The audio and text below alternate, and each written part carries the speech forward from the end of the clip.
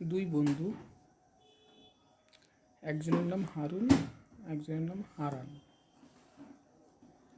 দুজন এক আত্মীয়র বাড়িতে বিয়ে খেতে গিয়েছে।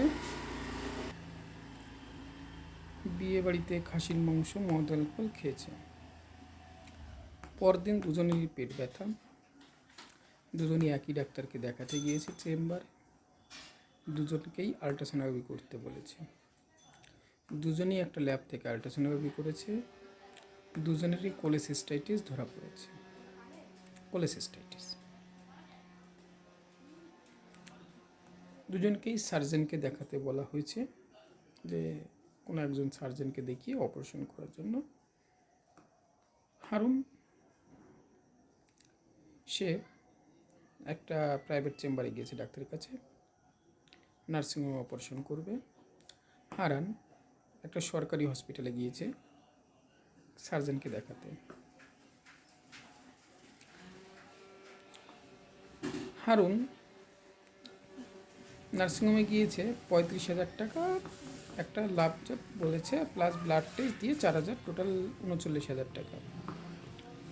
হারান প্রথম দিন গিয়েছে, কিছু ব্লাড টেস্ট করতে বলেছে, ইসিজি আর চেস্ট এক্সরে করতে বলেছে, যে অপারেশনের জন্য যা যা লাগে। তো হারান হসপিটালে 2 থেকে 3 বার গিয়ে রিপোর্টগুলো সব করে নিয়েছে। পরের সপ্তাহে দেখাবে, সোমবারে দেখিয়েছে, পরের সোমবারে সমস্ত রিপোর্ট দেখাবে। হারুন টাকা নেই, সে পেট ব্যথা নিয়ে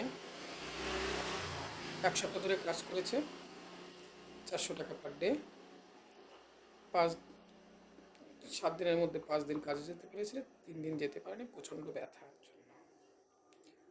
তো 5 দিন কাজের জন্য সে পেয়েছে 2,000 টাকা। বাড়ির জন্য 1,000 টাকা। 1 সপ্তাহের কষ্টের পরিশ্রমে সে কিন্তু কিছুই টেস্ট করতে পারেনি, কারণ টেস্ট খরচ হচ্ছে 3,000 টাকা, 3 থেকে 4,000 টাকা। তো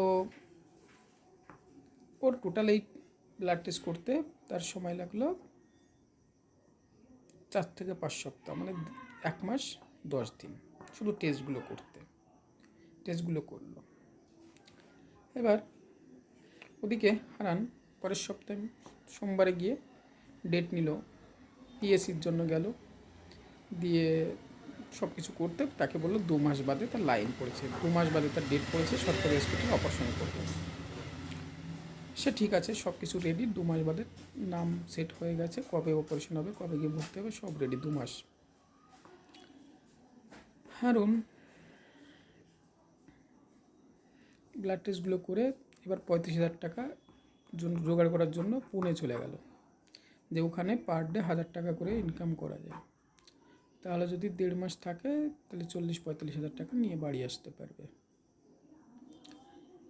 গিয়ে সে কাজ করছে, ওভার টাইম করছে, পেট ব্যথা যন্ত্রণা করছে। ওখানে গিয়েও সেই সপ্তাহে 4 দিন 5 দিন কাজ করছে, বাকি দিনগুলো কাজ করতে পারছে না। দিয়ে তো 2 মাস হয়ে গেছে, ওই 25 থেকে 30,000 টাকা ইনকাম করেছে, জমাতে পেরেছে। বাকি তার খাওয়া দাওয়া সবই আছে 2 মাসে। টোটাল তো 3 মাস 3.5 মাস হয়ে গেছে, এখনও পর্যন্ত সে টাকা জোগাড় করতে পারেনি।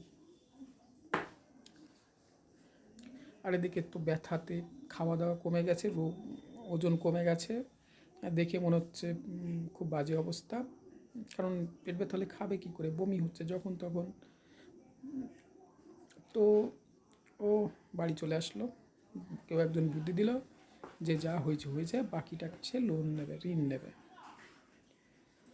পাড়ায় কিস্তিতে শোধ দেওয়া যায় কাজের সঙ্গে সঙ্গে।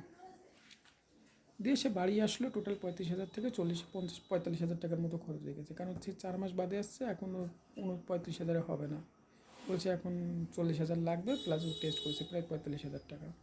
ওর কাছে ছিল হচ্ছে মাত্র 25,000, বাকি 15,000 টাকা সে ধার নিয়েছে। দিয়ে ও 3 মাস, এদিকে হারানের অপারেশন হয়ে গেছে, ভালো আছে, কাজে যাচ্ছে। তার আগেও সে বাড়িতে বসতো, কাজ করতো, বেশ খাওয়া দাওয়া করতো, সবই করতো। মাঝে মাঝে ব্যথা হলে হসপিটালে যেত, ওষুধ দিত, নিয়ে চলে আসতো। ও 2 মাসের মধ্যে অপারেশন হয়ে ঠিক হয়ে গেছে, 2.5 মাস বাদেই কাজে চলে গেছে। আর হারুনেরই 4 মাস হয়েছে, সে প্রথম ডায়াগনোসিস থেকে 4 মাস হয়েছে। মাঝে তো গাধার মতো খেটেছে, এখন অপারেশনের ডেট নিয়েছে, তারপর আবার 15,000 টাকা ঋণ নিয়েছে।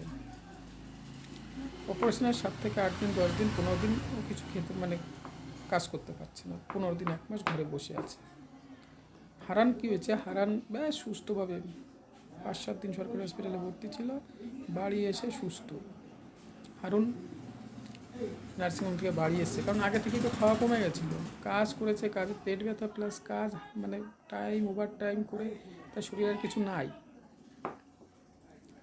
1 মাস ধরে তারপর অপারেশনের পরে শুয়ে বসে আছে, বাড়ির লোক খিটখিট করছে। ওই 15,000 টাকা লোন নিয়েছিল কিস্তির জন্য, মাসে 1,000 টাকা 2,000 টাকা কিস্তি, ওই কিস্তির জন্য আবার সে লোন নিয়েছে অন্যের পাশ থেকে 5 টাকা সুদে। কার কাছ থেকে দেবে, নিজের তো ইনকাম নাই। সে আবার ওই 2,000 টাকা কিস্তির টাকা দেওয়ার জন্য 2,000 টাকা অন্যের কাছ থেকে নিয়েছে, যে পরের মাসে সে দিলে পারে 3,000 টাকা তাকে রিটার্ন দিতে হবে, 2,500 টাকা।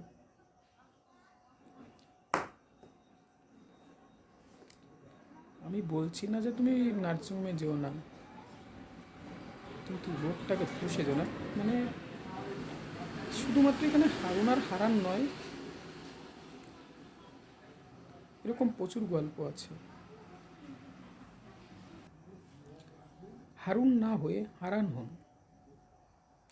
নিজের কাছে যদি জমানো টাকা থাকে, যদি নিজের কাছে যদি সমস্যা না হয়, তাহলে নার্সিংহোমে অপারেশন করে নিন।